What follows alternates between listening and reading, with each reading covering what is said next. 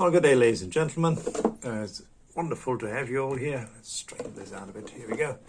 Today I bought myself just this particular kit. It is the Taisan Starcard Porsche 911 GT2. It's a nice car. Not a particular fan of this scheme. However, I got it at a good price, and I thought it is a good, nice practice kit to make sure to get put on decals, to practice to put on decals, because as you will see in a minute, it has a few. Right, so it's from Tamiya, the kit itself, and let's have a quick look when it is originated. Look at the timeline, 1996. Well, that's not bad. So 1996 Tamiya kit. So we know it will be a good enough quality to make it a decent build. So let's have a look what's in the box here. Right, as we always do, we start with the instructions. Very Tamiya 90s instructions. Let's try to get to the first page. Here we go.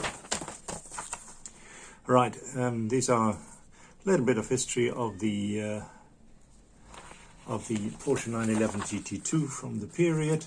And then they start with the rear suspension and the engine or the gearbox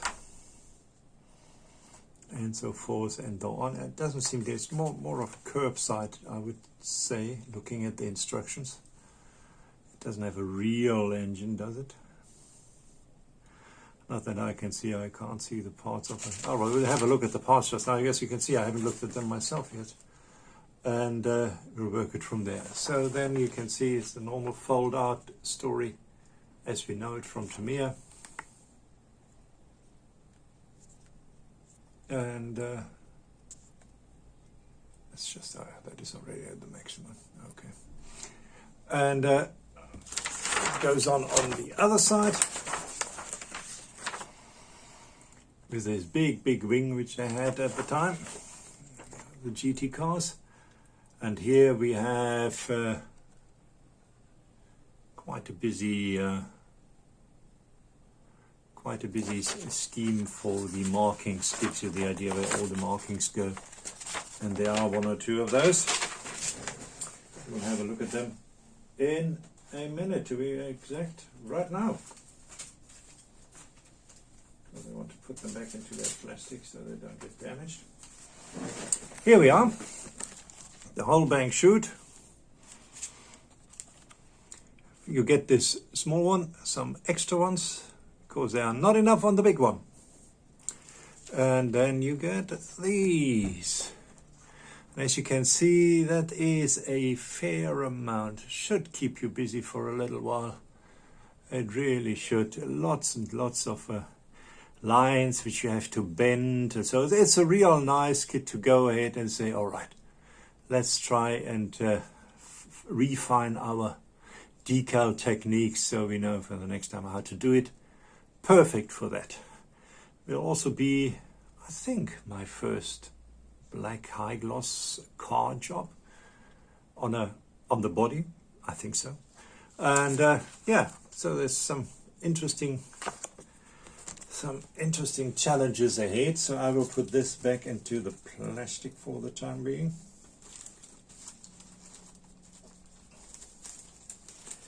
I will have lots of fun with these decals, I get the feeling. There are some really fiddly ones, like around the outside mirror, you know, the rim around that. Obviously you can paint that, and I will if I'm not successful with the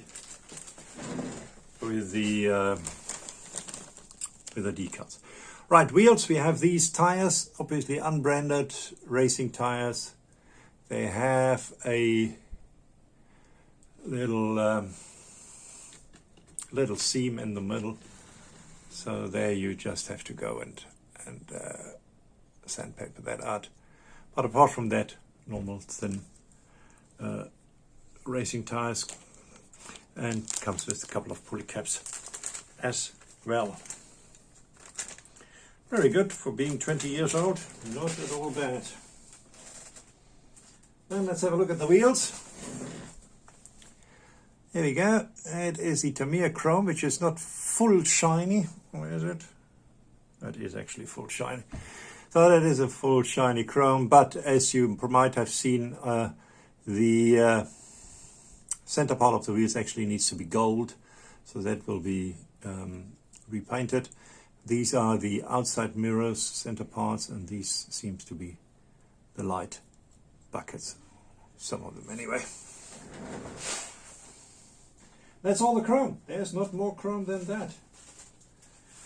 Then let's have a look at the clear parts. And here we go, they're very clear. As you can see, they actually look quite good. The clear bumper, as is usual with the Porsches, you have the light covers, you have the side windows, front window, back window. She looks very good. And you also have this pan. Tamiya does that in that era, that they have the floor pans in semi-transparent parts. Why? Who knows? I will paint it the appropriate color. But there it is on the clear parts tree. Then let's have a look at the sprues, and there are only two, so it's not a huge amount of parts. As I said, it's a curbside, so we have the engine is just put in there. I'm sure you can add some things, so, but from the top, yeah, you don't actually really see some stuff. So yeah, that's the engine. The pan over here, you see the wings over here, the mirrors over there. Let's get a bit closer, you can see there's no flash. It all looks very, very neat and trim. Another wing here, I think you get options here. The roll cage is there, as you can see. This is the splitter right over there. Here we have a front cover cooler combination. I keep calling it cooler. It's obviously a different word. Yeah, my English is just leaving it. Because in Germany we call it cooler, so I just translate cooler. So, and here we have the engine cover at the back, and this is obviously where you then install your wing. Right. Something with an R that will bug me now for the rest of the review, but anyway, I'll get there. Right. Then we have another sprue, which has some inside parts. It has the brakes. As you can see, these are disc brakes all around, obviously in those days. Very nice exhausts, so you can really do them up with different, you know, transparent blues and oranges. Make it look a bit half, you know, heated up. There's one seat, because that's all they needed in those race cars. There are nitro bottles right over here. And front suspension here, always a favorite of mine. Obviously the dashboards were very, very simple in those days, but here we are. Here we have a dashboard. Should we get a light on the subject here? Why not?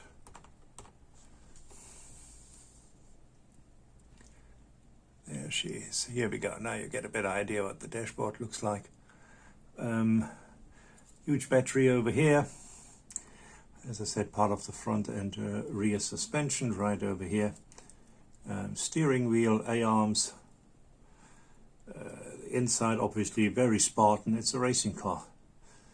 And very nice and detailed pedals, I must say. That's really funny. Where are they? Yeah, here they are. They really made an effort to make sure they have a structure on the pedals. Yeah, yeah, I hope you can see. Anyway, that's very nice. Very, very nice. And yeah, these are the parts. And then obviously, last but not least, we'll come to the very important part of the body. Just like here, let's get a bit closer. Here we go.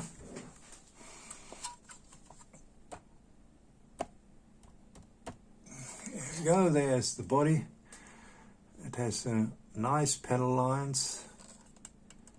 needs, yeah, you can, there are seam lines which obviously need to be cleaning up. There's the petrol filler option right over here.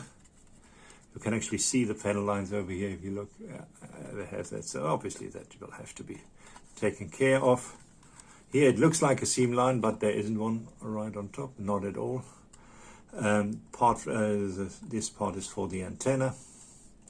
Then obviously we have these riveted on fender extensions right over there, which you can detail one nicely if you so wish.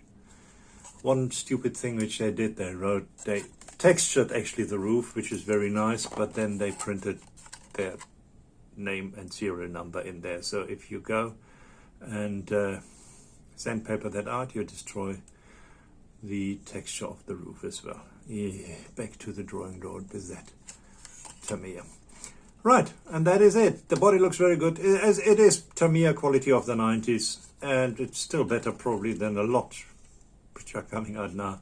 It's a decent quality, and I think we can really go ahead and make a very nice kit out of this. As I say, I will use it as a practice kit, and I'm sure it will work just fine for that. Well, right, ladies and gentlemen, this was it. I thought I'll give you a quick look at my Taisan Starcard Porsche 911 GT2. Let's go out here, though you can see the box more or less. Here you go. And so should you one day plan to buy one of those, you know what to expect, what's in the box, what the decals look like, and no surprises there. Thanks very much for watching. Hope you all enjoyed it, and greetings from Cape Town.